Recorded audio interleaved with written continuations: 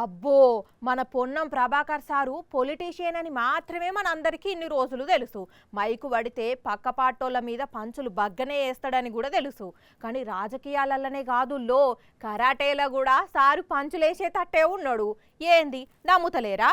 అరే చూడుండ్రి, karate dress కూడా వేసుకొని బ్లాక్ బెల్ట్ పెట్టుకొని ఎవ్వరితోని కరాటే చేసేందుకు రెడీగా ఉన్నాడో. ఎస్, తెలంగాణ స్పీకర్ గడ్డం ప్రసాద్ కుమార్ సార్, మంత్రి పొన్నం ప్రభాకర్ సార్ ఇద్దరు కూడా కరాటే చేయడానికి రెడీగా ఉన్నారు. రెడీ, ఇక వీళ్ళ పోటీని మనం చూసేద్దాం. 3, 2, 1 స్టార్ట్. రింగులకు దిగినట్టే రెడీగా ఉన్నారు. పంచులు ఇస్తురుకుంటారు కావచ్చు అనుకుంటే ఇట్లా నవ్వుకుంటా ఒకరినొకరు దగ్గరికి తీసుకునేసరికి చూసి అక్కడ ఉన్న వాళ్ళందరూ కూడా నవ్వుకున్నారు.